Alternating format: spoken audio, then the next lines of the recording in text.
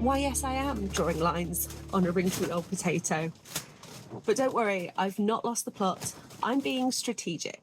That's because I'm taking part in Digwell Greenfinger's Single Seed Potato Challenge this year, and this little baby has been sat on my windowsill for the last 6 weeks or so, chitting away and getting these lovely roots.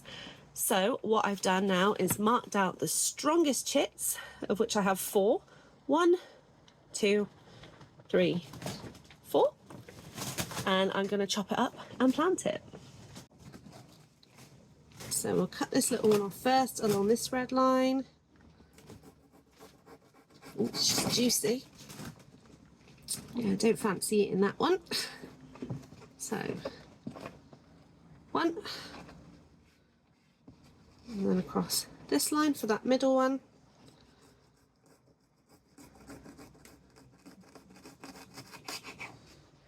2. And then a bit more careful as I need to go right between these 2 here.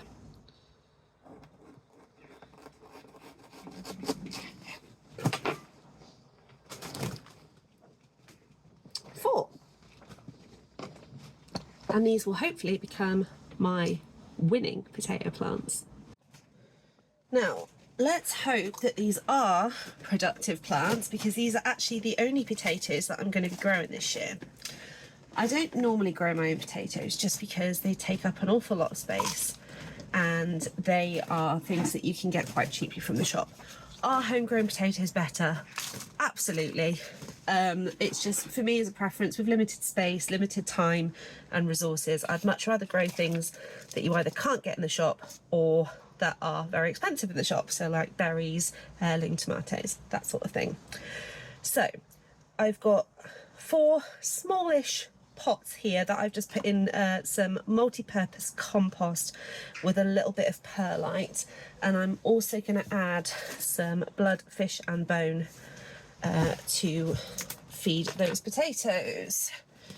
So you just want to put a little bit of a sprinkle in there, and this will release over time, just gradually feeding the roots of those potatoes. And once they get big enough, I will pot them on and fertilise them again.